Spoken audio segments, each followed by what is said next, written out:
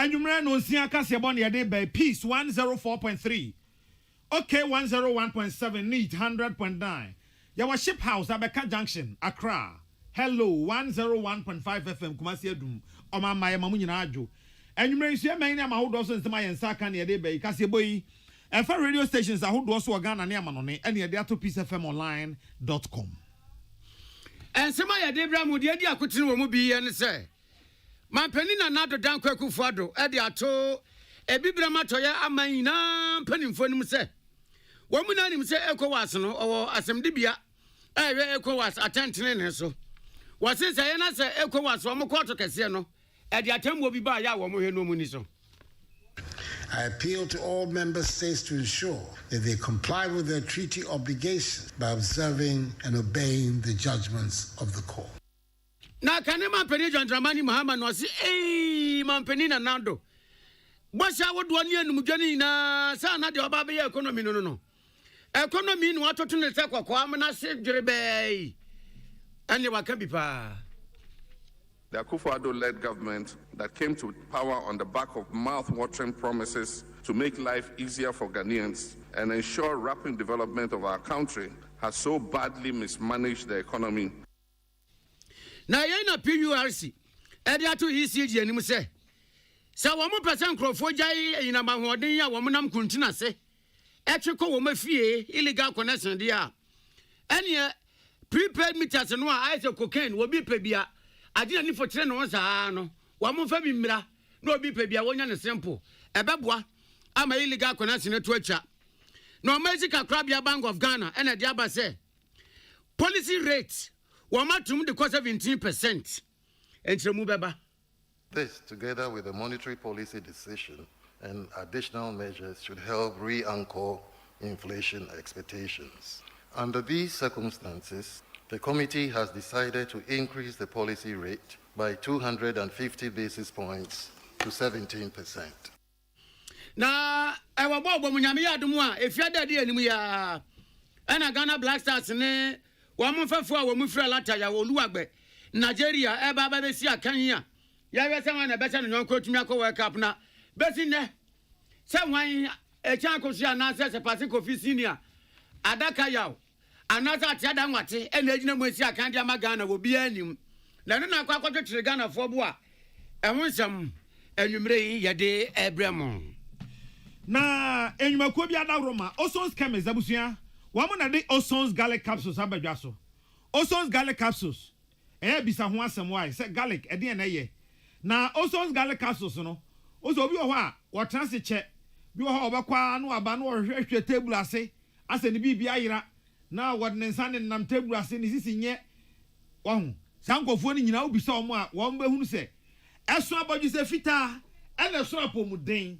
Na apomuden ankasa de Osons garlic capsules ena womo edema afa ma memfa nko MTN sa wo hwehwe bibi na wo hu a ka kire MTN dia wo hwehwe na wo hu no masa ka kire MTN because womo no everywhere you go MTN ewo ho so eti cell phone na yira o sa odien yo me ka kire MTN be hu ama MTN oh masa Sasa baby awo hwehwe ade no se mununkum ho nko ade a MTN behu na MTN atimi adu achima boabo mpo MTN aduru ho na hibio mpa na MTN wonro mame fa nko Hisense Ghana wonim se fridge freezer air conditioner television gas cooker ene ho ne yema ni nyina no obi a won pɛ no ho asɛm nenne woto a isanse sika no dollar no akosoro ma ne yema nyina bo apagenti no Wapɛ de be chama no na de bo no sanda form no na ni kire Hisense isan say e ho no de everyday prices for everyday people. Mame fanko je amado and sons. Akola bi wo a da bia nyanga akola wontimi nyini yie ensonsono ne ha no 1 + 400 na penny grand sonsono ba wo yemu anete sen na nkwada 1 + 400 no sonsono ne sen no tie bia so ye tape so ye hook so ye ring obetwena to baby kura ma ho ato mame fa nko Daffy Health and Beauty ye na efie ha ma ajayo wonya ka Daffy pe no nyina sori agina ho etwa salute bang standing ovation efie ama se na omisi som Daffy so Mrs. and Commusum Holy Communion Cross Anka, Kevias Yemre. Making Naomi Obenewa, Pajan and some year in Kosro, said Duffys, Obenewa, Miss Semenshia, Sana Manning in Iron, young one, Ususobi, Nabedi one dance here. Mammy Fango KK Paper Roofing. KK Paper Roofing say, Chance at the more dance will be to be a 10% discount, and the Edema War, and Makuada Roma, and our Tianka every ship house, Abeka Junction Accra, and the Enumre. I can come for Uti and Kane, me, Nana Yao Kessi, and Ohinana Kwame Amo. Afe and some no any Yada Jana Kayana, Yano Musico. Ebi brema toya man kabom kukase economic community of West African state eternity ase ECOWAS. Said the peninsulas or crown on tenifia ya enkra. Wo munya kwandi pilolo. Aya nia wo mo pa obi antumi nka mo wabenti. ECOWAS ye ne se. Said the ECOWAS aman obi antumi nya dia wo pe. Na ECOWAS nsehye. Obedi so. Na ebebo ama ECOWAS kuo no eyini from asumdiem ne nkabom nti. Wo mo community court of justice. Yeah, ECOWAS, so Massam Dibia. I was at Antony, and after Jabianwa, a Yamrasam, 1 year better ye. Now, Community Court of Justice, I war ECOWAS a Motomuno. And now, what may be now watching me a new assetna, any Wamujmediano, such champagne, tush, our Ghana, Law Court Complex. Now, my penina another Danko Kufado. As I said, dear Cotine, our ECOWAS mo. Said Chairman, the Authority of Heads of State of ECOWAS. Now, why am I penny wa Ghana Hansa so and a Community Court of Justice? Wamuna watching me and was a trans court to Jumedie. Wamuda Bezis as well anti. Now was a man penny a Jeffura. Why am I money a BH Medina no? Man penny and Kama said yes and a fata. Will be a new year and workers and was said. Where your best, Amaya would work ECOWAS no. Woman for 1 year need yes, Emma Community Court of Justice no. Say Assembly now koto woman na temwa for wo hosi won konwa. Sane wo munya support am ransem to adwene. No mo de atem wo bi ba na wo mu segina ye bia. Wo betre say abekwa ama wo, say enko ma wo. Ejitum na for 1 year need Emma. Despite the best efforts of the ECOWAS Court of Justice to deliver on its mandates, it is constrained by the poor rate of enforcement of its judgments, which presently stands at some 13%. Unless member states comply with the judgments of the court, it will be difficult to build public confidence in the court. I appeal to all member states to ensure that they comply with their treaty obligations by observing and obeying the judgments of the court. All member states that are yet to appoint their competent national authorities for the enforcement of the judgments of the court are respectfully urged to do so without further delay. Ghana, on her part, has designated the Office of the Attorney General as her national authority. My penny and other Danko Kufado Casaria na Ghana Timwa for penny justice and in Yabua. One of one and Cassia Moon was say. ECOWAS Community Court. Wamuna watching me and was a trano Juma Wumudi or Ghana say no. Ebewapa ma anyanko feda ECOWAS Community Court in Ghana. Yatem wojuma muno. Anyanko fane mwa pampe na ye nika na ye ni so. Management of the ECOWAS Court of Justice has deemed it appropriate to move its court session to Accra, and for that matter, Ghana for the first time. This, I believe, is a step in the right direction, as it will foster a closer relationship between the court and the judiciary of Ghana. The holding of this session of the ECOWAS Court in Accra is great news, especially for aggrieved petitioners before it. It also creates greater awareness among the citizenry as members of the ECOWAS community. Your Excellencies, my Lord Justices, distinguished guests, as the current holders of the chairmanship of the Authority of Head of State and Government of ECOWAS and the ECOWAS Council of Ministers, the Republic of Ghana is indeed an important player in the affairs of the sub-region. As we all know, it is the duty of the ECOWAS Court of Justice as the principal legal organ of the body to facilitate the integration process of the community as regards treaty supervision and other oversight functions. In particular, the court is to ensure the observance of law and justice in the interpretation and application of the treaty, protocols and conventions annexed thereto, with the sole responsibility of settling disputes that may arise between member states and institutions of the community. Temwafo penny justice any yabuan yatin can and a crack from wood medina say. And I buy me a cratch, our yes or for sounds Gani attention so. Godfred Yabua Dame. Once a Cassan was say, Yamianumuni wa bought ECOWAS Community Court of Justice Nabaso Papa. Sentinel say, and I know Amnesty International, any Afrophobia come any Togo, my Nunya Samno. Said there were Mutina Samno so. You shall some more Dissolomonians and be a Bua Samno. Oh, and yan one was say, Womunya Global Freedom of Expression Award 2022. No Columbia University, US, and a demand was so bomb so MO. We are at this point, and I think it's very apt. See a hearty congratulations to the ECOWAS Court of Justice for winning the Global Freedom of Expression Prize in 2022, awarded by the Columbia University. The prize is primarily an account of the court's landmark ruling in Amnesty International versus the Republic of Togo, in which the court held that access to the internet is a derivative right and requires the protection of the law, and therefore the shutting down of the internet by the government of Togo during demonstrations by its citizens considered an interference with the right to freedom of expression. Indeed, it is correct to say that this court is rapidly carving a solid niche for itself in the protection of rights. We congratulate you. Mr. President, the jurisdiction of the ECOWAS Court of Justice originally fashioned the court out as an engine for integration, as Article 9 of the 1991 ECOWAS Protocol. Now, you told us to need a Bible democracy or something so far. Or you attention so. You are Godfred Yabua Dame. No, I've been entry and a German boy a bray. NDC Amanyokono Mabru Koya Ewomua. Wamo and a Osia who duomo. Ya eternity efren etain for no. Wamo aye apubi and abefo grato kwaya aba efaso edins house we mu baako na UPSA and wodana di ne. Jumade na so South Africa ne Ghana mampani His Excellency John Dramani Mahama ema wodnani munyam kota ekiri. Na ne nkasa mu na ode tu dwase. O mampani Akufo-Addo en na ban si ekasa ban bi aba. Ya wasay Ghana sikasem poto. We an hwia enye yi a aban a otisu sesi mampani da John Dramani Mahama say. O mampani Akufo-Addo en na ban e de Ghana aba be hye ohia buruburo mu a efie be aduase nie yehu bi da ewo yade hyeman hyehyɛ a etoso 9th Republic yi emu.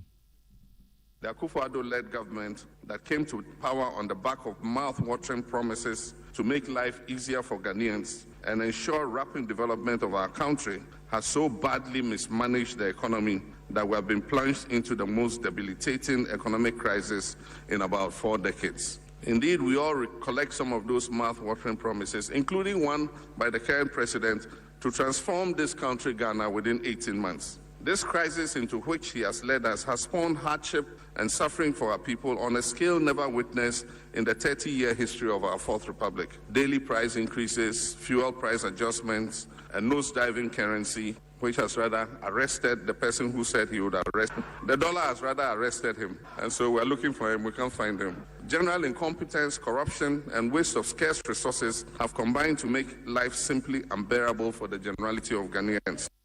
Chese Juma obi nhuso ene chese wa hihye bi a enko yie ama sese ye kasai sika na ho ade na ba fom ama won ma chi orura no ono na ese se wa chi cedi no mbo wa chi dollar no a wo dwane no ama ene ye hwe no ba bia kra ye hu no mampenda da John Dramani Mahama se anwochira ba Ghana so sesi o kanipa kuo ba ko a aka wo mo pa eye emabunu. No group is perhaps harder hit than the young people of this country. The issues that affect the youth of Ghana who dominate our population are many, and in these times of severe economic downturn, they have inevitably been worse off than perhaps any other demographic group in Ghana. This government has bungled the important task of securing the welfare and well-being of our young people through sound policies on education and ensuring the availability of employment opportunities both within the public and private sectors. The government has been so poor in its policy making and delivery in education that at all levels, from basic through secondary right up to tertiary, the students of Ghana are suffering immeasurably. Non-release of funds, poor management of curricula, erratic school calendars, poor industrial relations with teachers, lecturers, and other stakeholders, among others, has created turbulence and conditions that are far from ideal and which threaten the achievement of quality outcomes in our educational system. Now, Omampenda da John Dramani Mahame be we kra no waka say. En hihye aye wo mu sesi se wo kan aban a wama woni a eni adwuma ye wo mo omado so pa wo man mu a eye NPP aban a Mampeni Akufo-Addo di animu yi. Ye ka se Ghana fo a ebetimi aye adwuma nanso wo mo eni adwuma eyo Ghana fo dodo mu hanche mu edunan 14%. No say na konu anka so Mampeni Akufo-Addo na kra wo de ebo no safo hene no kra no age ne nsam. Ghana is currently experiencing the highest level of unemployment recorded in the Fourth Republic at an estimated 14%. This government's response has been the adoption of short-sighted, populist, ad hoc, and poorly conceived programs that have done more harm than good. Even those enrolled on the knee-jerk NAPCO program have found themselves at home after 3 years and have remained unpaid for several months. I hear that even national service personnel for the first time are owed several months' allowances. Our governance institutions have been politicized and have virtually become wings of the new patriotic party. Indeed, the problems of our country are legion, and the failure of this government has been spectacular on all fronts. Mampeni da John Dramani Mahama and a disem we nyina tu dwa salamat kuku a paintel and a boa no emaye. Na sadia aban shafa wa hwe enkrato ne amane boso yewra kodwo pankroma wa dia betu dwa ejina bana na mu se afedi aban age pene age atum se wo benya sisie age sinkonwa ewo amambo nhyehyɛ baako dunsia a NPP aban ade abade ibu oman na aban nya adaje a yede call counter konya force mu no ibi atuna ni dia hwe amambo nhyehyɛ baako dunsia ni mu na wahwe dia wo say anybody works and say any servicing na yaye sang amanebo yi a kodwo pankro man krato so afọ de ba ye yi ena William Gentu yensem training yamanebo fo ne trafo penny de ma NDC amanyoko no Wura Johnson na say dun ketia General Mosquito ebo won komo ena general ka say afedie abanya gi atum say obe review flagship program baako dunsia no a NDC amanyoko ni de eye wo mu wanwa baako ana ensanso nya wo mu wanwa so hu titru ni free senior high school no wase ya ne de nyame anum ni aka kete na ejura gusa Babylon esan se ntumi nyina ne naso na William Gentu bi sa ne se ada na ban se ye amambo ntutu ya dunsia no wo ba behwe mu no mukro ya mu se eye mwanwa ukro ya se enye ndisi wanwa enchemu ne say say ye can now see mintie me dey ma promise me sika no dodo say na obetimi dey aye uti o wo mitirimu nso menka say poor preparation obia can so kan one time say prepare ya so we ogensi free SHS ogensi we any NAU. And the fact about social intervention is a country can only implement social interventions that country's economy can bear. And until we implement artificial social intervention, the foundation, any foundation in proper economic strength for a bit me carries a social intervention. No, a temporary. Obakwa crash we now withdraw. Then the adjustment, more painful than saying, can I introduce Ukra? Na no, I know Rajans na say dinka teba man yebio say. Dia ama wa mdo manu atumu bi kra wa mo kan say. Emra NPP amanyoko no ba amambo mu a. Wa mo sha say wa mo de amambo ntotie ne amambo nti say baako dunsu ni na eye adwuma prako pe no. Chiri amanyoko ehejo.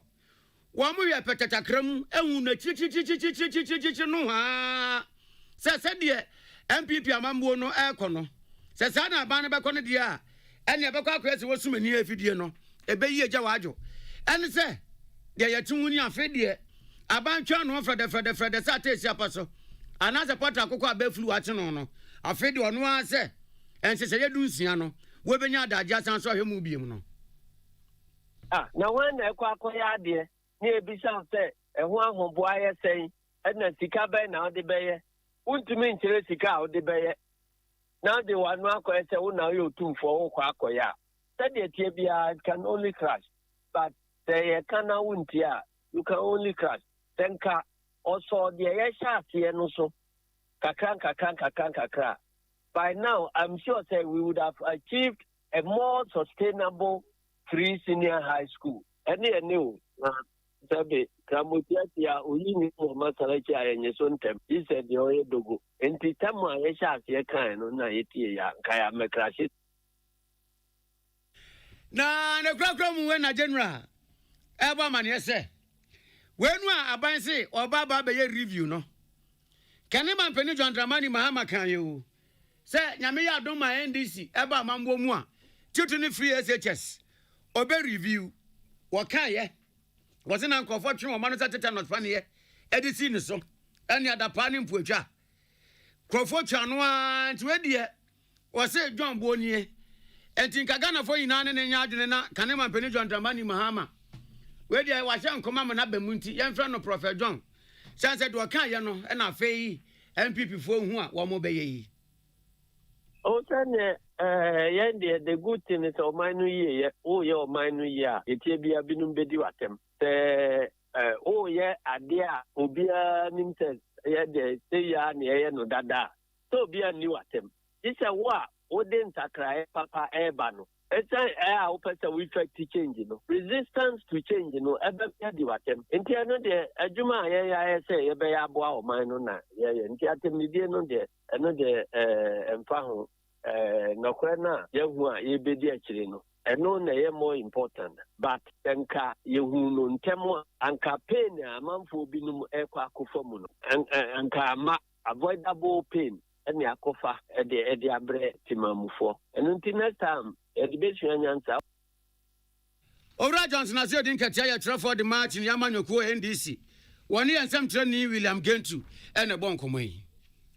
Na amazing akwabia abatan ya Bank of Ghana womo e won hyehyɛ a ogina so e de bo banks enkaye no bosia enti sika akwabia bia wo Ghana say na okwa akwaje bosia e wo Bank of Ghana ho a kane no nanka ye de ma no wa hanchemu edunan ekirepo enum oh na sizenka eye edunan ekirepo enum so on 14.5 na ene embanifo a ehwe san hyehye no so hu se okay ese I obi baje bosia emfa nyi ni sei ene ade no wo ma tena se na o mu nhia mu no nyina ne se esense ne a ewiase nyina si ko na ho kira ba ne nti no ese se bosia wo de ma banks ahodo no nyina nsi ho no wo pagam enti Bank of Ghana aye ne se e free sabre yi ekoro no se sika kura bia ba Bank of Ghana abeje bosia esi hunu ananko ode ma no ese wapagam e de akọ ohanchemu edu enson 17%. Na han nkyeremu ewo mu ne se enya wo ankura ya wo call bank akọ pebosia de ne yeka na sa bank na wo osom no ana wo dan no osom wo no wono koje bosia e wo Bank of Ghana ono de abesom wo a esi hu eda ho no e na ye 17% no na nkontabuo ne kyerɛ sɛ efiri afempinu ne du nwɔtwe we ni bredi kan a ya pagya sa policy mu e de akɔsoro pa ebra na wo friends entwofo ehia mu e na Dr. Ernest Addison ya wono no ya amrado ya wodo Mexico kwa bia batan no e ka chance entwofo sɛ enima pi asi e wo ewiase ya kan yesikasem ohyew bi a abebomu afei wo de no to nkyɛn Ukraine and Russia de no so ababeyan adasan komu ene niam ba ko mienu bi a Bank of Ghana atoto oni nti no ama ahokyere aba na se Bank of Ghana koso ye ne se ebosia no ode ma banks ni nyana no obegya no ba bia no oje ndadaada no a wanhwe a Bank of Ghana no ebegu enti na se wo mo epagya mu kakra.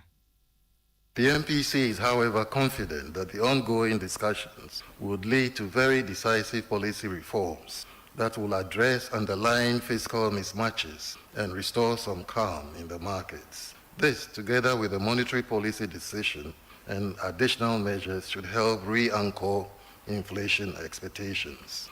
Under these circumstances, the committee has decided to increase the policy rate by 250 basis points to 17%. In addition to the upward policy rate adjustment, the Bank of Ghana will, effective 1st April 2022, enforce the following measures in relation to the universal banks. The cash reserve ratio is increased to 12%. Na Dr. Ernest Addison asan chiremu enhyehye a wono mo eye Bank of Ghana no se be ya yensidi no a dollar no twena bo so no obejina amasiri no wanya ba bi ahome. The government has announced its intention to raise $2 billion from some syndicated arrangements with banks. Now, if that goes through, that should help improve the supply of foreign exchange to the economy as a whole, and therefore should impact positively on the strength of the cedi. In terms of what the Bank of Ghana has been doing, as you're aware, we have the fortnightly foreign exchange auctions where we make foreign exchange available to the system, and we think all of that should help in terms of mitigating the pace of depreciation of the cedi. Now, these are all short-term measures, immediate measures that we are taking to address the matter. We also this morning have announced an increase in our policy rate. That action in itself should make our domestic assets more attractive and improve the incentives for investing in cedi-denominated assets. Na ne kwakwa mu no all can say ye won hihye bi ya ye de bosika no ban na za ntokwa twane ya Russia fo e de akoka ne ayifo omo de akosan Ukraine fo a ye dokwa no wodwene ho a wonte ase a wonwene ho no eno so onsunsanso e wo bia so. The Russia-Ukraine war is likely to impact negatively on Ghana's external sector, particularly in the area of some key construction and agricultural commodities. In the recent past, an average of about 2.5% of Ghana's total non-oil imports have originated from Russia and Ukraine, and around 0.4% of Ghana's total exports are destined to Russia and Ukraine. The main import items from Russia are grains, wheat flour, and fertilizers. In 2021, around 28.7% of Ghana's grain imports came from Russia, and for the first 2 months of 2022, grain imports from Russia accounted for 31.2% of the total grain imports, and about 50% and 39.2% of flour and fertilizer imports, respectively, were sourced from Russia in the first 2 months of this year. Ghana's main exports to Russia are cocoa beans and products, and it accounted for just 0.2% of total cocoa exports. Ghana's major imports from Ukraine are iron ore and steel, accounting for over 60% of total iron ore and steel imports. As a result of this fact, the construction industry will likely face some challenges in terms of supply disruptions and prices of steel and iron ore imports. Penia Okasaye, your friend Dr. Ernest Addison, ono eno ye governor, Namrado, ya wada Bank of Ghana, ano. Naomi Obenewa, na ona bua semi nyano emahe. Ebenezer Assemblies of God Cooperative Savings and Social Services Society. Akwa ya doye ama fumesa cluster of schools. Na adoye no sombo papa. Le senti empenifonya da jane breha kwata wo machi. Ema adoye no wamo apawon tumadano edi. Ade tira mansan se amansan mehwei. We Ebenezer fonsan no. Na dia wamo ye ne se Ebenezer Assemblies of God Cooperative Savings and Social Services Society. Wamo kofutuom. Wamo ye no mu so, wamo amfaso kakra. Amfaso ne de nkombetumi aye enyema bebre. Nanka eno so de mfaso beba de nanso so wamo ye no so ewumesia ye say pa de o de to fapem e de ma akwada bia ebebo ne pap masibra papa wa abrabomu ne senti se aban ya wono nko sa entumi nti won bebo aban kwanya wo mo bo aban ma ewumesia tumi awie peye ama ye nkwada ye wo fumesa cluster of schools and say Ebenezer Assemblies of God Cooperative Savings and Social Services Society wo mu yisi kan free wo mo foto mu no and wo mu di see ICT laboratory the man cry na ICT lab yi kowe computers egum ani abefo adesua ni ade tracker dia egula bu num se nkwada no fansia de na emo mo menyanse na mra wo mo dan ICT lab yedi na wo mo dan dia mafu mesa class of schools in penifo na mencha de owura kwabna wusu a wo ye municipal director of education we adwoso no ne penifo wase yenu akasa no se Ebenezer Assemblies of God Cooperative Savings and Social Services Society. Adana wa maye no ya wa de kase pa. No hu adwiri no. Ye no se. Se ankrankran ne meku awodo a ewa adwoso. Ene Ghana fina nyina hwede Ebenezer Assemblies of God Cooperative Service and Social Services Society for ya ye. Ye o mafam de anso de aboa ban ya. Ka Ghana wumasia. Ka beye A1. Ye no se. Sa wo ba adwoso se nu a ICT lab no enoso. Enti amwa ma adekira ne adesua abafo kwan so enkoso. Ye no de tu mpanifo anim se wo momwa computer de wo mu ni bi. Na nkora ni nya bi mfansia de na aboa ma nimdia no e wo mesiam no akosoro. Owura kwabna wusu.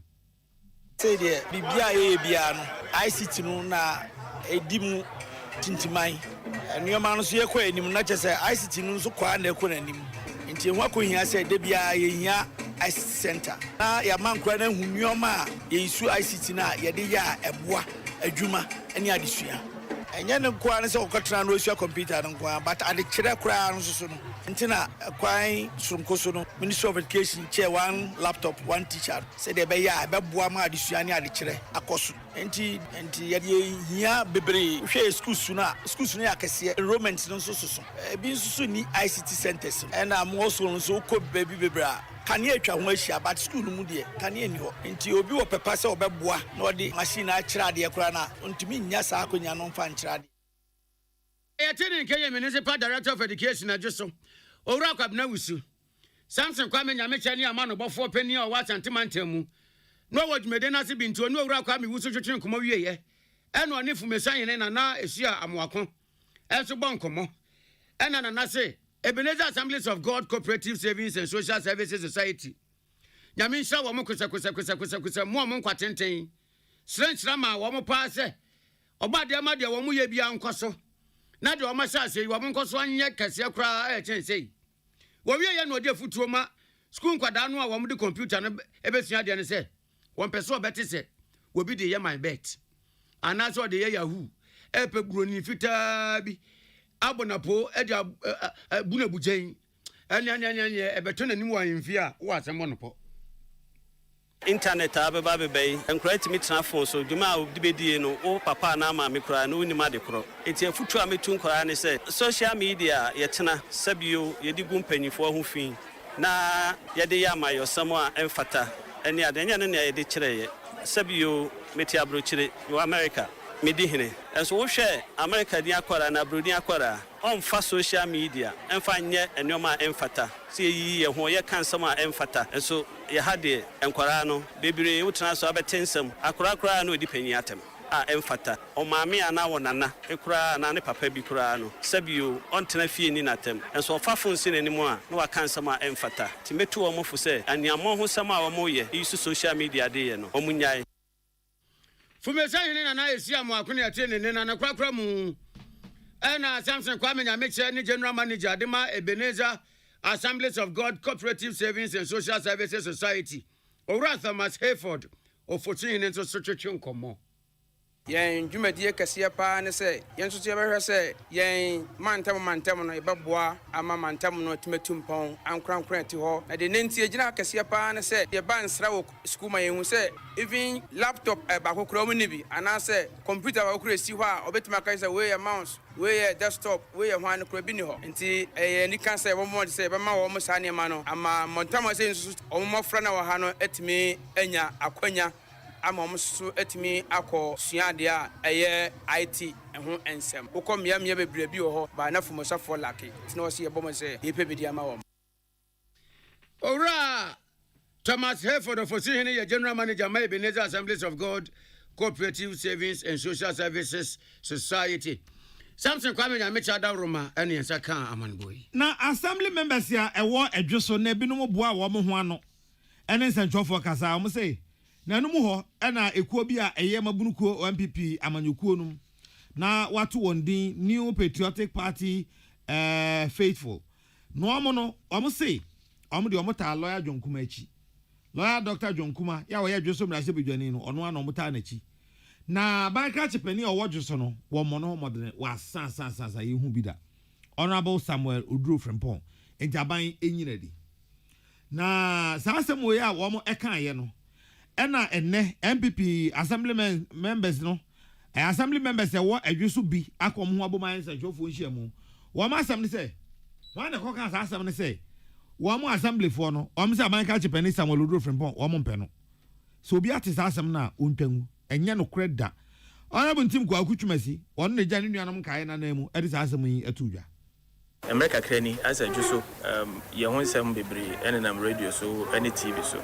ne nyina nkamfo ano ekobi a from the young patriots enso ɛyɛ wɔyɛ kyerɛ bi ɔjuso program mu ha na ne wɔpɛ nyina ne sɛ sɛbi MC a ɔhwɛ ajuso mansini so no ɔmpanyin ni mfiri hɔ na sɛbi wɔyɛ nipa bi boni ayɛ na wɔnsɛm fata ɛno na yɛ ɔno abo members ayɛ wɔ ajuso ministers assembly ɛne ne yɛ adwuma no enso ɛhwɛ hu sɛ sɛbi sansɛm a saa ko ne ka no sɛbi nso bi anyinam kyerɛ sɛ MC no obi ka sɛ one touch confirmation anko ekɔ ne bra bia efi sɛ ne anim de obetimi aba ba yɛ de abo adwuso ɛno nti ma yɛ gye ntu mu prekopɛ ɔba yɛ no so na dwumadi a wodie bia yɛ dwumadi a ɛboa ma adwuso etumpɔn na de animnyam hyɛ ɛbrɛ ɔmampani a sɛbi ɔbɔ ne din de ne ma yɛ no de ɛbrɛ party a ofiri mu enti yɛ frɛ mo ha na obi ne bɛka sɛ setting the record straight yɛ hwɛ ne aka bibi ama wiase nyina te sɛ yɛ MC yɛ ne ne te ɛwɔ adwuso municipal assembly ha yɛ ne ne te bɔne Entim kwa kuchumasi won na gya nuanom assembly members anamu ewodwe so echeche mu de enti a assembly members na say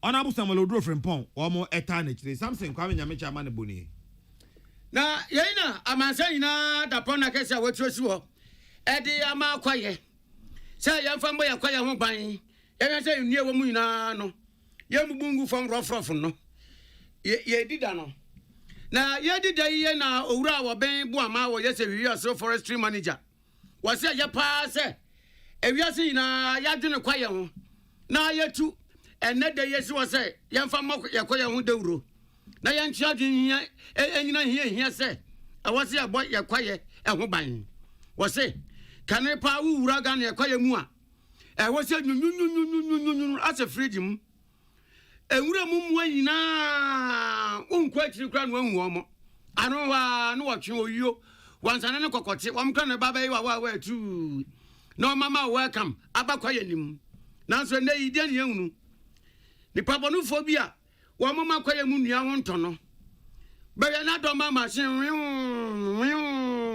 na enue yebu busa no mo nso so edi aso ne sofi ene so besi fom kim edi sanfan etututu asaso no mu agudi asenso no so enamfa we ya magana ya kwaye no eya da ne Sahara desert wo se ya meti sem papa na oba western of region say ya wo mo kwaye bretuo na mu afa wugina konkon so pa na to ni hwemu a awu ase di ntrom ene kona kwawe enya nika wane na tibongo twetwe nkoma no se adese bia wo afo wo meto mo hu asi wo pa se see river forest ane dia water no ane moro wo mu de illegal lumbering enua ye twa no rough na mo mra kwan so ebesai ensuo no kwaye na wo no na enu so de o mo nkoso ye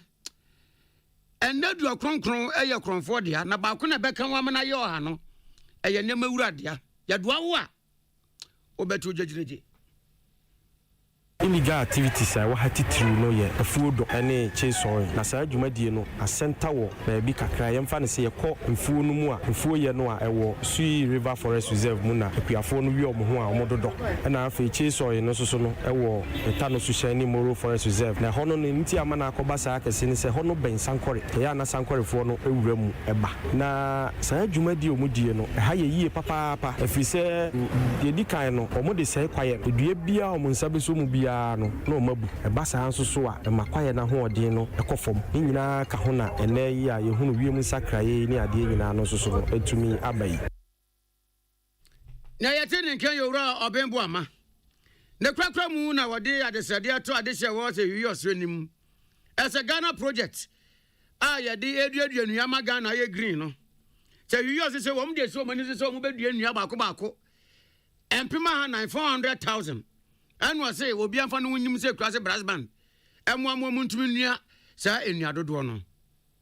afie ye wo Green Ghana sani o ma mu nyina no ye dua 20 million no ye district ni regional office so target of 400,000 nua wo say ye dua ya ye nhihye ni bibia wia afie nua no ye bedua bi wo kwayem ni ye dua bi susu wo amanfo mfom ni e bro no so nyina aka ho hihye de ya ye ho nyina bo ho dawura ye guso di ho dwuma se na ebe ya target ye de amaye no ye betumi aye pepepe na ni nyina no so no ye ntumi ni sa adwuma yi abra amanfo no enka ho ye besre se amanfo ni nyina so meboa ye se afie twa mu no ye no afie so mo nyina mo ho meboa ye ne enua no dodo mpo enua mo ne a ewose edua no se ne be ya ne nyina no so betumi aboa ma ewiem sakraye ne ewiem hie ne suto a ento ne brem ne sa o ha wo nyina no so no etumi abrase ne enya hoto ne etumi ate Nati bongo wo Liberty FM sanse ye sentreni no ne owura wa bembu ama ye te hwi aso forestry manager etwetwe nkomo enne eya mansa nyina da ye de ebo ye kwa ye hu dewuro Afe yentu akasebo no eso. Executive Secretary on another Public Utilities Regulatory Commission ano Dr. Ishmael Akan kire say ECG VRA NEDCO Ghana Water ene ni nuanom nyina no wo mo enye de ombeti wiase be ya nkofo benya meter ene uko ECG na akopenka ne yesi meter ni ho uko Ghana Water yesi meter ni ho uko VRA NEDCO yesi meter ni ho meter no so se na so nipa no use kanea no anansuo no obegina so akase na omi obene wa bosu wo dware dodo ana osi niema dodo enti unsuo no bo na akosoro na we de omo permita na musi bi ni ho nipa no so hia kanea no o hia nsuo no enti ana ama asetre mai de ama manfo tu osre wo papa se wo mo enhwe se be ya manfo benya mita ni bie what is ansemi eto edwa ebra woni pisa faman bofo twetwe nkomo na yenua na kodwa du wo Asta FM tachima no na twetwe nkomo bra enyumaku a ewo osum enyuma no emu no wo nyina aboabo ho ano ewosunwane efiri ahafo bunu is ana bono wonu nyina be hia osunwane a no wo dwendwen wadwuma no eho meters no consumers ni hia meter no fans omo use power meter no so wo de wo no akane ano so eboa ma utumi hu de nipa na use no kra na wo de ayo bill ni ade empe bebre na manfo be apply for meter no onsanka so onsabe kan onsanka ne ntem say yes na e create the broni friend no artificial shortage into one say bi mo middleman bi aba be hihiem omo no so metumi nya bi ama ampa so bi mutumi nya nti omunya wa he nti we mu no say utilities no so di hu dwuma say meter be available also making it very easy ma consumers to me connect so making it very easy am fi say better illegal connection so ebi o ho pekane ano yes ebi o peso wia but wanya meter nti no na o afa kwan foforo bi so nti say to me ma meter ya available ni ade ano so betumi abo ama illegal connection akofo Penny okasa ye Dr. Ishmael Akan ono enada PURC ano say executive secretary na nasem na chi no owura Patrick Entry ono na bono wo hwe PURC dwumadie so ono so Erika Krafo aso first nearby na heading because na man function dey ni medjuma poti ayedi ebi wo how ko baby kana o ka say PURC we bu so say e dey be no but see ano see the presentation hu e buy no for almost 3 years now you about 2664 complaints I saw who emu be 2600 it is here hu say amount for heading e hu edjumadi ayedi no and amount for heading e da so buy all the complaints bre and another good thing is you buy first any utilities no ye ntemu enchara nkoyi kakra because na omuni regulators e shara ben omo it's not more say ye person chicho makuru mo edjuma so one better say see edjuma na ye no matter say so much say even omo crampo to me the complaints bring I will consumers one more year legal and some person mutu omo bill this year dey betina kan say edjuma na ye di wo region hanon bibia ekoyi pa Penny Ede Patrick Entry wono ena bono mantam emu oda PURC ano na ne kwakramu na Dr. Emmanuel Ason ya wono regional chief manager Ghana Water Company Limited enso ejina nua no nkaya ewo soma dwumanum na wada PURC ase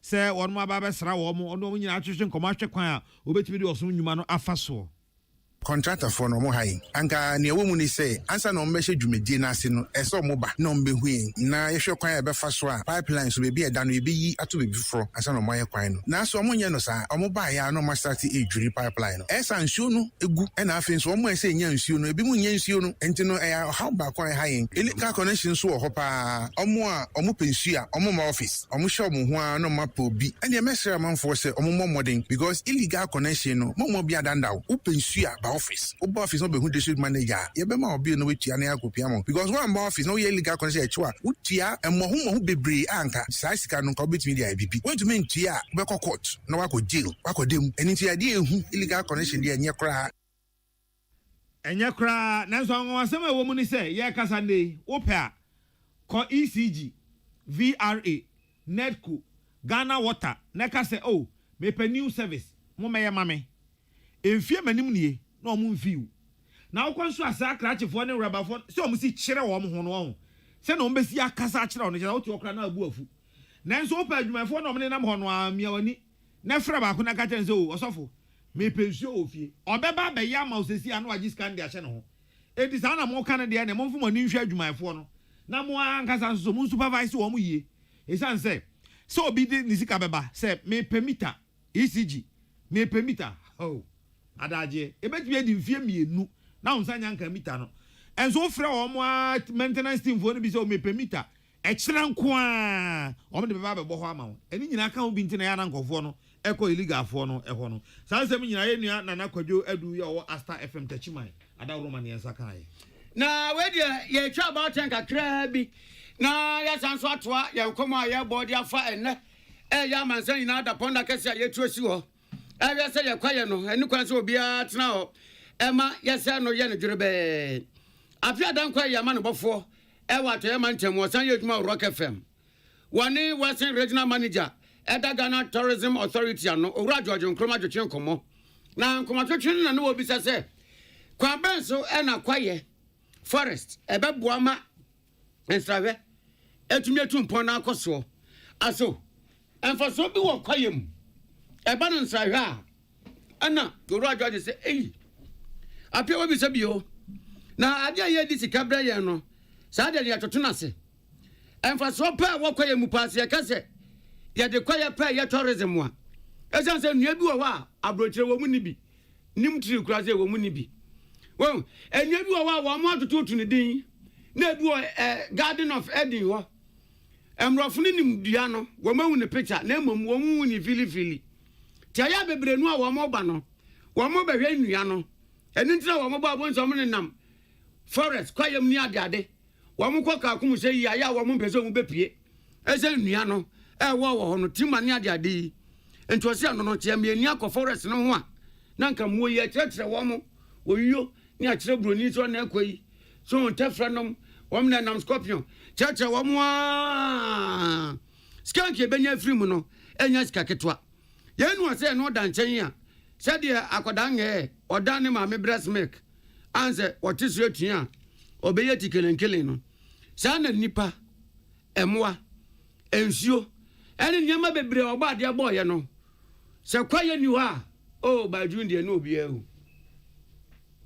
forest no ban forest ni honoma a key component of attraction sites no completely lost nature based no although you be nsuo you be mountains you be sand no but forest no see one of the key attraction sites ho hia pa nti say ade no say the city no na aban and say local government no particular role so mu play pa because revenue meet me free in terms of e be the say tools no normal omoje no enti much I say you see ebia cocoa roads who here say ebinya good roads so to the tourism attraction sites no na ne krakra mu na Owura George Nkrumah ansre wade tu ade che nyina nim se kwaye na yamba ho ban no obia sede na obia sidie yanwene daache ho say I say ene wo akoko anase wo abro betim obetime decide say obeto abro na rene na we wie chance so but say ye betime hye ho so na yetimi adua abro na you say be bibiri afi obetime nya bia we no kipi enye nne nko ana no nti u ka say nne ntimi ye ne say ya ene commode me nti ba miss ma kokuma kan oyuo anase ma emwan aye protect you no ba ko hanti o ma obetime aye na we sa so a that change ma no almost almost dead. And the ecotourism, they say you try to give alternative livelihood. Ya tini Kenya ya Western Regional Manager the Ghana Tourism Authority. Owura George Nkrumah nsere. Wani ya man before ya nsem tire ni apia dankwa ene bonkomo yi. Na brafo bi ya wamo ede kanam asenfo su kumase kwan so. Say ye anadwi. Sankanyame ani wo mo afofinka. Sabre atie kasai ke nyina yefra brisi kobene ana kuntunkunu adan a wo mo kire se ahomachi omu ho no na omo ede car no nam asimfo su ho car no krampo na bi ekọ mantifido fit etakrade na okota manti uduru ya mransa wona se o manefa asimfo su ase kwa kosi kumasi kotia ese ga ho no eben ede mawo omo hye so omo nam na omo ehun se ya totochi bi hey come on stop na touch ne se omo flash ne se ya se the police for no e flash omo de no na omo hu se nkofo na twetioti passenger phone bi driver phone bi kwa do ha omo ni hwe ni ye pa na omo ye ni panson a omo nyina kurekwatuo na omo hye face mask enti driver na hye da hu omo ni miye omo stop car ni yi mu ni pa nyina egu form je omo ho ne ma nyina wie na omo se brim omo e ka ho na omo je di omo be je nyina wie no enye za cars passenger cars no ko na saloon cars mi ensan so enam kwa no so sa bre no so omo gina no arawo se no se saloon cars no ka do omo je ne nsafoa e di dwane ya ye kasa nei cars ne si won so ye nya ka na safoa ene ya tu de afiri ho wo mo je do omo be nyina wie ya wo mo ko no ana omo sa ka cha passenger fo no se mo ya kwadworo pa mo mpebre sky nya esha etimu ko mu nko ya adwumaden na mo mpebi nka ho na enche ye bese aba ya ba biom na sia sa be hia mo a ye nya de mu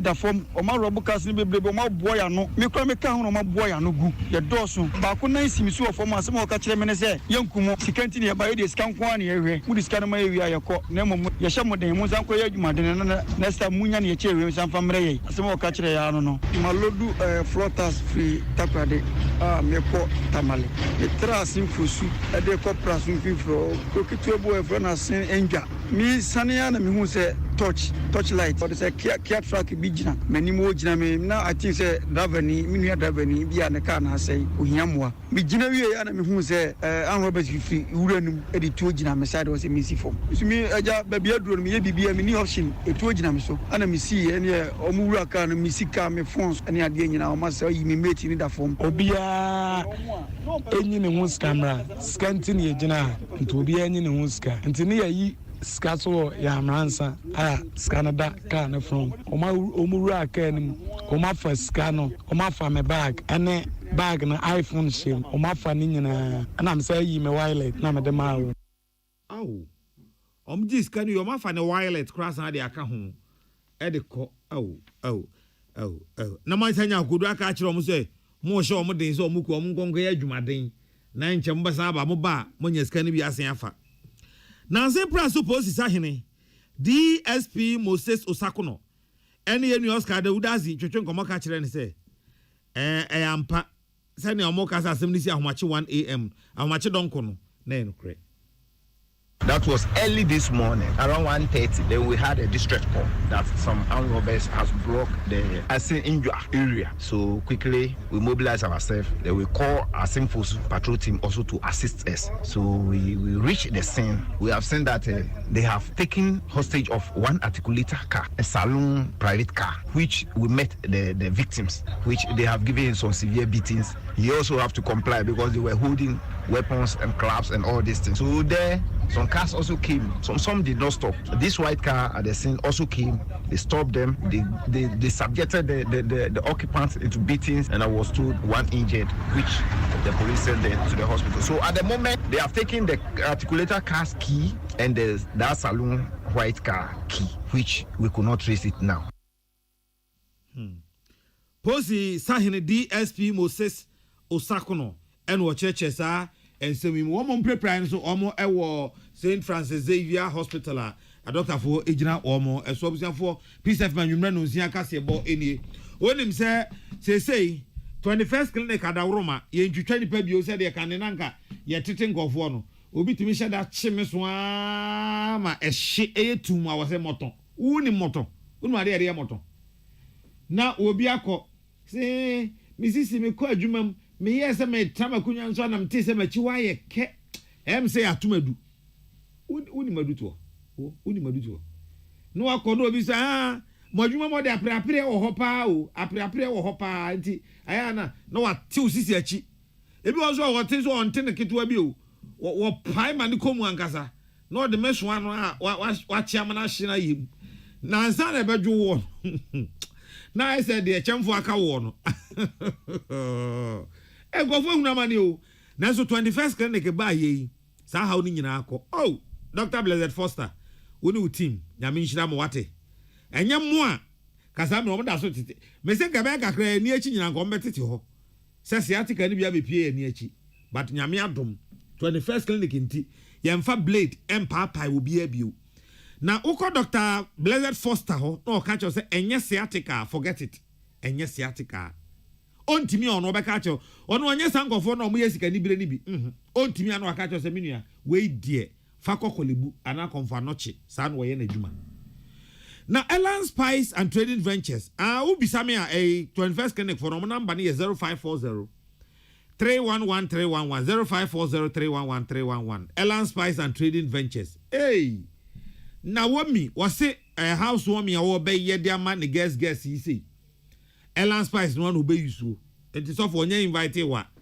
invite ho menko wa akọ na wami be popo ne nsa no pa ma obi ahun say yes kaso amanye wa popo ne nsa no angasa Alan Spice and Trading Ventures obi odi bia ye aduane da e ka say jai Alan Spice aduane jai ho eye correct ankasa e koyi ankasa enti we de ma mo amonso hwe na mo medi hu adanse 0244 160750 0244 160750 nyaku ada roma ena ye de madwenkyere ebremo Peace 104.3 FM Facebook ewa enam we Kofi Sami JB Patriotic Voices betweme makrom kanima peni Dramani Mahama waye no woni pa bia odwene no ho a wontiase se nkoya subject pa na nka wusua se be ye pa obeti ase pa ye bisa no ho so ya obetra pa se nke be den papa Fulani GH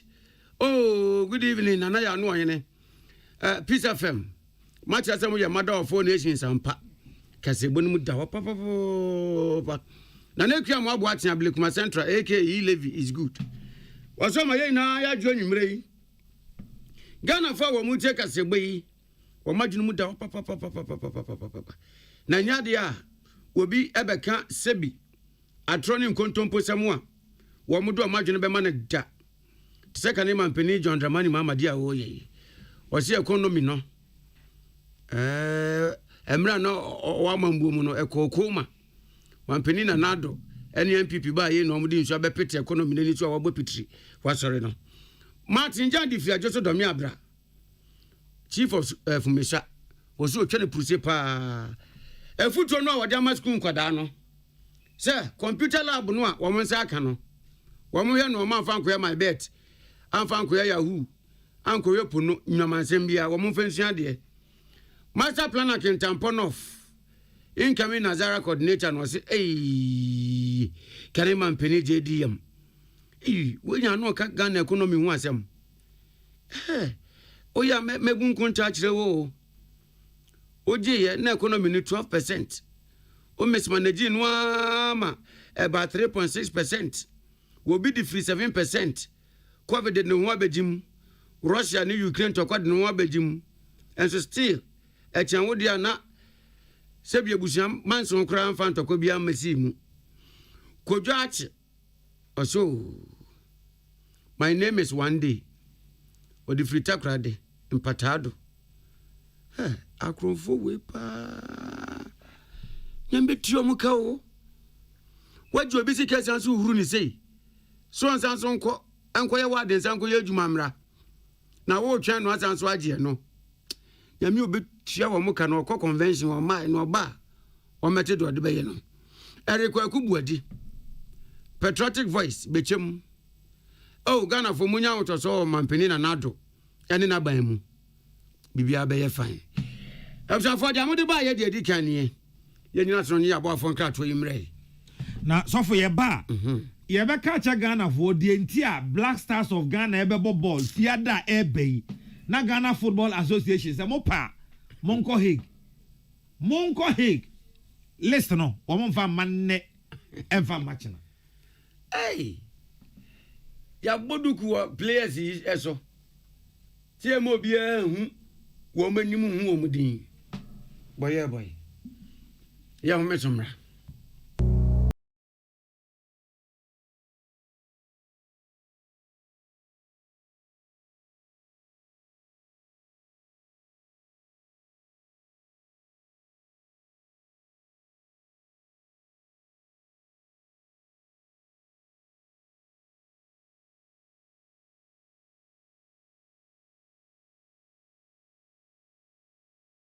In, turn it up, Peace FM, and rip off the knob. I'm sorry, Mama Kwaba, for young Kwa, good year, some way. A Ghana friend with some dada. Sadia, one more money deep, Black Stars, Abo GFA, Abo, Saka GFA, Ayanka, Chadia, and Ghana for me, or Musa, say, Elsone, Aben Frumumra. I insure now, Bana, every Mwabano, Emrantia, woman ball, our mere Ghana for Black Stars, as honest way you almost say. Woman no one coach Nagan and him. Na woman no one for woman free a latter yaw. August no go to go, Olua Bancroft, and fancy you about Babaya Sports Stadium, Kumase. Near someone a better than young coach Mako World Cup. Ghana for can answer so. You have a four boon yago, Masum say. Yan Omonti so dogo bin po enu abe. Adena players yi woman pese woman do omudi beba miahu emrantia wo mu kosi aka dia ma manu a de ye hu ese GF fododom aka krepia magana fo atene se woman se woman pese Nigeria fo no behu players ya Ghana fo de ba adena woman pese omu behu endo man kirem se bi omu fi se Nigeria fo beto magwalagba na atupe ende yenim anaze woman Ghana fo players no na Woman just was a woman strategy. Ah, woman de be as an Indian, Mamma Samoa. Yena GF Fonko Casa be moi. Woman says we need the GF, woman you made any Black Stars players next no person who woman the app will be aba. Ah, of course, our app no so. Black Stars coaches no. Woman press conference at the Unya Punibia, Obewu press conference no. And then some woman can't was here. Need the win here for players on Messi Akan diama Ghana no ubehu yana sami ba yana ya say yan sam trafo a wo mo ewo o man yetifini adafo pie yana atoye wo mo ne Ghana fo mo ne gi bo ho emisa say na we die yan ti bi Ghana ba kwatam da o say Ghana Black Stars ko bobo pa na ene pon a ebena da wuku ada ya wada ne twantemu yanim wo mo na Adani bedroom no more mobile park no so. Eye sebi abetwafo ne carpenter ne laborers ana ye ndan. Eh. Apia don ko watakrade. Obi ta takrade for no mo ka say. Sebi mfasu bi anyum o de won ma yehu players a won ekwakobo match no strategy a wodi hunra Nigeria for na dabazi mfasu bi anyum won fa lesson from moto o amedam strategy di min ti bida EPN na de hwe match na npo waka be 3 days na wodi list na ba ma biale hu players wodi bobo na say dey say dey am hu center Nigeria for wodi list abada dado abadi tin won wodi be say ada wo yi bana obiale hu na yetumi ya criticize players a won yedan won ye papa wom na yetumi ya good team ye de ko share Nigeria na kada the strategy the mentasi Ghana wusro papa was sense ya me ameniti ya me hwe ball de men sa we de men tibi krada sa ya Ghana and Nigeria ball now let's out to now must say strategy oh Ghana lose we me try my bets no Ghana lose and ma win because that we here Nigeria was on abre almost running no mo list aba how dey aba was me dey hide planting pa we da band them because just for attempt say dey am kasa dodo especially Kumasi FM from Masa je mo bo ala play too much eh me come on for mba Friday na ba dey hu why we by we play we gonna do whole place we bia ye for the FA but mtawo machi we yan sa every day bia anytime we yan sa Sadia this bia water crowd this year na or dance so kwamna for ni bi twetwe nkomo dom kan ni me mitimi hu say omo pese omo sie players no se na be ya omo a opponents no omo hu either say we na bebo and say we na bebo till the D-Day and I say the following day to the match no and sana because I'm for penru pa the GFA and the amini no krani entwe ye kra na ye team na ankasa no ane ye mpanifo no na di team na ankasa no enye enti say kra de media my media me red ni me hope bi ani Ghana panifo GFA o kan ye na obede obefa eti no wonder say ye bebo na ye team hu ye place o mede mebo because team na ankasa mo say asay eti no eba onu say listen o me beba na ankasa no ye bokra enye ade be papa mai ye be criticize GFA no World Cup no go qualify no go siska 19 kuma na first can your mind because your bobo 25 yana say who selection do ko ba na ko bobo ne say fa so bia nya chire be support team na first pass the blaster ko bobo a wo sia he kura be ko hwe match no be na ni odo bia de team no odan fon so dia wo mka ye no no Atawi Mohammed ensu bi say bi wo go so Bia so yebo de chante say o man Nigeria nim so o so ebo football o so aguro o manyin football mu na woni Nigeria ba bobo ono ode na less by e ko be na o twumieru ni but still Ghana da ho tia say frustration na so sene manam nya adwendwene ho na GFA app this is the first time we come say FA so ba be fu Ghana about ne call up whatever ya no pe kwa na ye bobo hu say Ghana jira kwa no Friday but nya nte de say ball say ye bebo say ye mo after now ye nya selection e de ko hia Nigeria die busa GFS they say football no dia na eko omo de di agro na say bibi wo mu omoma yehu because Ghana Blaster na da youth na da yakoma so amenyante obi adin sports ayifo no keka de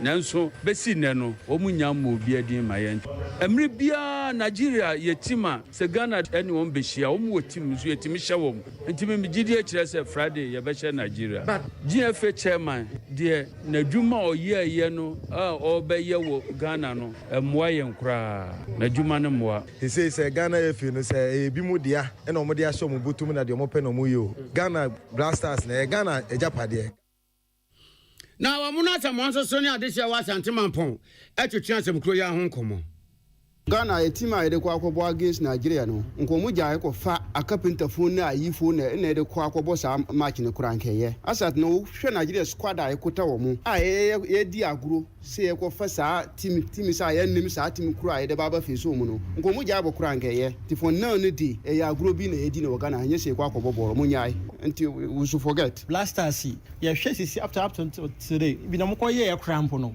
I'm not gonna do no seriously. Yeah, can I come on pay bintina? Mombetina because Nigeria squad no more day bano crano. I want to change say home for crano say you crano on per crana. They will even give us players or someone place behind. Look at it. Now she team neighbor guna san chef for fra. Near Yanasa. Chance some walk with Tiska or Asababa Ghana has. Bon de ya yin na ya dwene mo ball no so. Pe say e dig brass cheap pe say timi win ball no.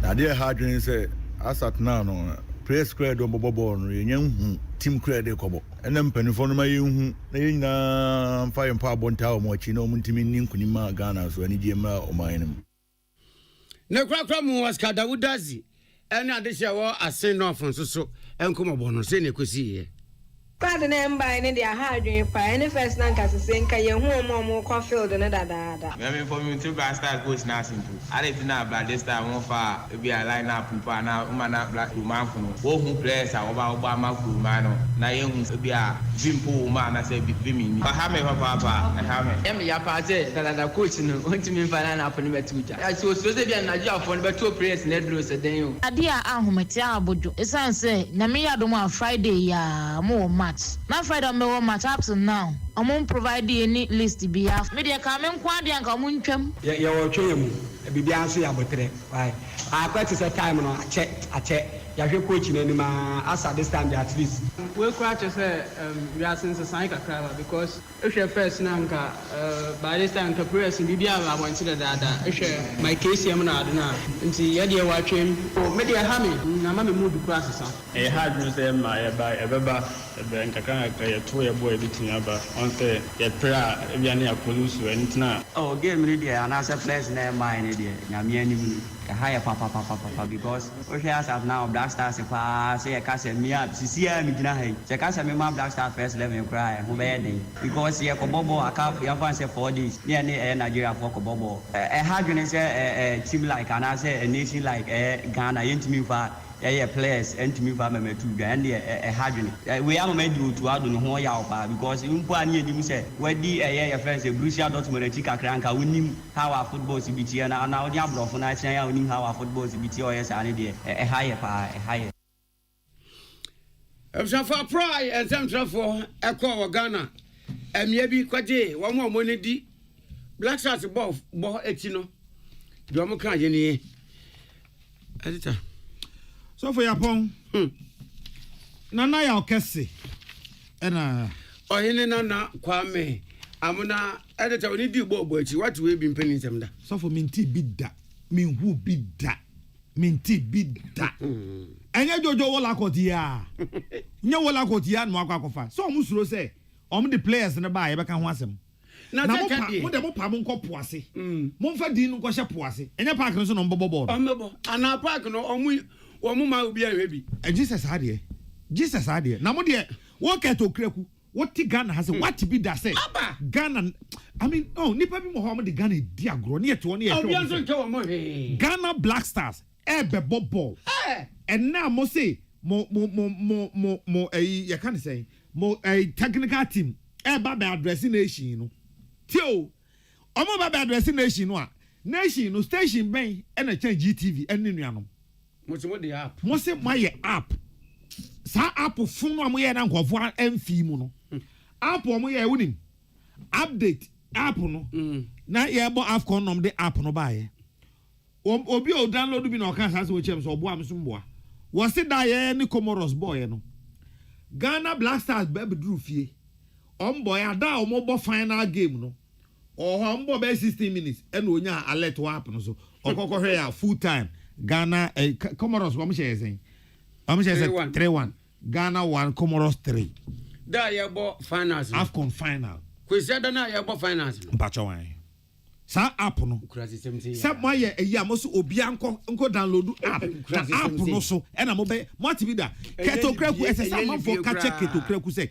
GF nya ne dia GF ket e nya wo papa dia GF ket enya wo busua dia pa dia bie kete ana obi aso ade sports minister wo mre baby awiase adru pai sports minister ana bibisa say enti si roni Messi mu kra wo krom Portugal ne Argentina wo mun ka wo ho asem me say sofo me say hwe obi ti say Nigeria na wo ne no bebo wala o tu kwan de aba okrom no Nigeria na wo tu kwan aba okrom no unim 3 weeks ni o na Nigeria na emu ne squad GF o asobrachie no a wo ka o masem o mse menka wo ka o mse o mfi obi enti no unim say ball na Nigeria fo bebo yi ticket 2000 no e de ma Nigeria fo no ya nton amomo oh yeah ya nton amomo sankie kase e beto amomo a anka ball Nigeria fo nte ase me mo Ghana me am ka chiro ale se GFA na aso o ma so odin o zango fo no mte ono o ka o se o ma so odin o FIFA ma obi akwan se obetimi at the stadium mienu akọ no wa kire se ha na mpese me bomb games etin ka Cape Coast anya yie no na nke akwa other one no na FIFA mra no so ne say o first choice no so we in any case aye ko fa Cape Coast nko ano a anya yie amaye no say ebe move e de akọ other year gise Nigeria for na ni ombebo no eti ase because amu de ba ko pena koi I am the back open a call. Cape Coast nko Cape Coast nko. Wa bra ye wa Cross Sports Stadium. Any Kumasi de wo ho. Wo man fan kan. There be. Because o say Satam near renovation. To man fan kan ho. He kwame, metimi aka kire plane say. Empanifo bi a wo mu ni efe ho. Obi ti say Emmanuel Newton Dasberry, Kotoko Administrative and Operations Officer. Wo ka ho. Ena Ghana empanifo bi, aban mu empanifo bi ka ho. Ena ma yetimi nya venue no Kumasi. Now, as part of compromise, Nigeria for TSS on maybe abo born or Ghana have because you promise you make concession says our ticket 2,000 first near mom 800. Say a mom over 2,000 ticket. Say 2,000 ticket na mom yen ton. And no compensation. Aye. So my dear to me say. Apart from say yen ton tie. Unim say ya kase Ghana wo mra. Say ho bi aba be pie o man mu a your COVID restrictions are obedi so. Ya wevu sa COVID restrictions no e de ama wo. Na Ghana need your kwa obedi so. Good. Esan GF ntoto ya funti. Aye. Oda pa mo hwe se Nigeria for bedu Ghana ha ya be o COVID test bi amon hwe. Ya wevu sa COVID restrictions ni nyina de ama wo. Take it 2,000 ya de che wo mo kwa. Ya de che wo mo kwa. Na nko mampani akufo ado nya mampani no wama aban adwuma ye te se de all public servant public service mu a onim se ye ntimi nyina di a o feminists no mo so comfortable say aba o feminist no wa yet said there adwuma no wa wunya de bi na adwa safa akotena brochire wa say mama me 4 weeks nka ho neba TikTok minister MP1 no de aba no to na mo hwe no na wo hwe no no oto wa yes ade we nyina na nka Neil and Van der Poel Edwin Neil and Van der Poel na what who bondo Kao kwasi eh fence ah na kwasi nyanda chikwa rocket na eh osuro eh fence Nilante na rocket ah na etu o hwe nipa bi se ya no mo ye nema bi se no ma fo mo adi sebi connect ball na nanko nimu pa no be di efe yank beka se yan fanche no na nipa woni mbo wadi ball gba chi sei wadi ball gba chi metia krase MTN yi gro na organize dia here MTN 12 fast man onka mo bi o no no bibi anso no yo bibi anso no ye reverend hwe GF fo mi enim guade fo GF fo ye om go se sie ye om ne om esco ene om ye nche ni nkuwa ye nche ni nkuwa wo mam na ye obvious GF enka ye den ye football na mpanifo e de ball na hye monsa mo mo consortium mo de ton players mo consortium mo de ton players et wo free play he collab we abai player ba ko ye friend Dennis Odoy when you mfie aduasa mienza 33 afeni your friend first time so bobo my Black Stars 33 years obebo retirement match 33 years afeni your friend say omebo first game Emma Black Stars of Ghana retirement match 33 age 33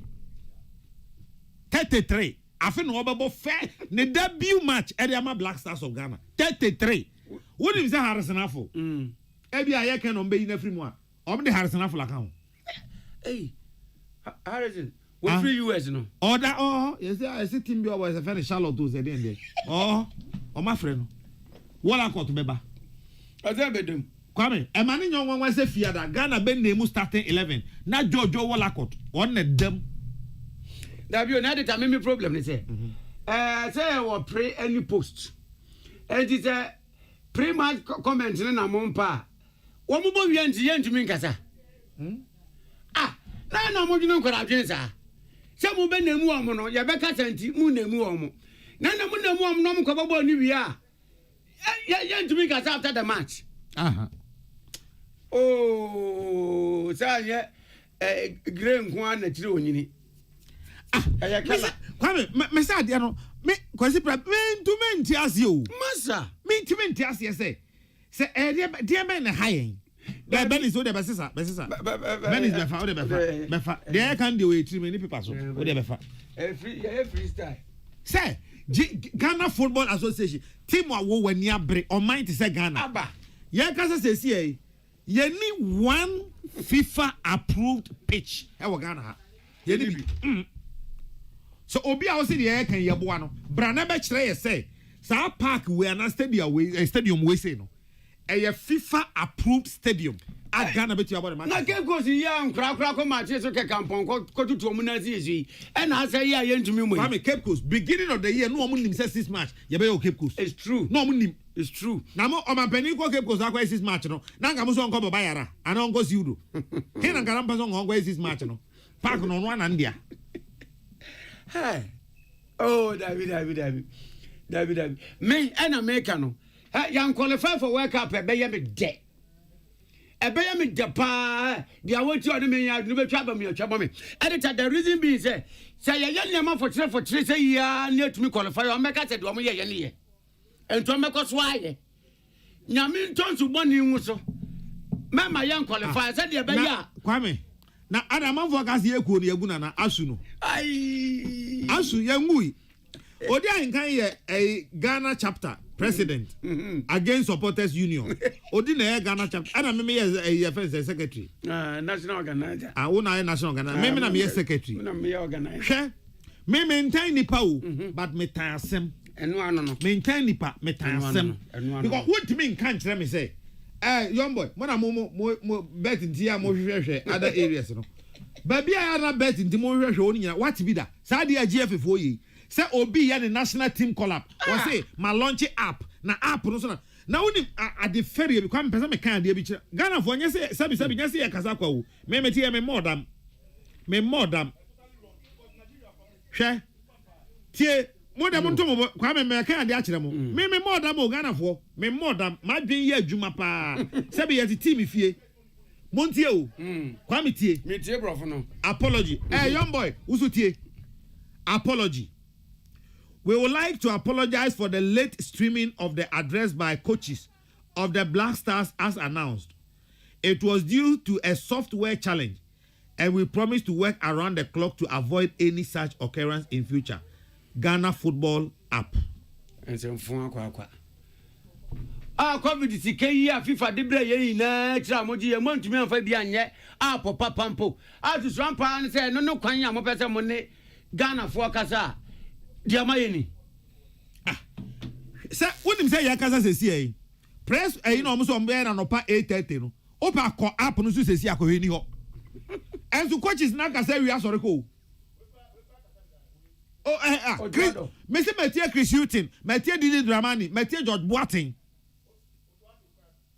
omo nyina kasa o oma kasa no pa 8:30 asore ko ebesi se ye kasa yi app no amo se Ghana for person omo Black Stars nsem a ye nko download no eni so eni e ti wona ye shop sa bogus FAW ene omo ye de omo ye as a penny ni fie ene obi na obi akra ho nya machine to sports minister no ho nya machine papa za papa no na sports minister pa wo ti wona wo hweket ade o freket senior How do you? What friend senior?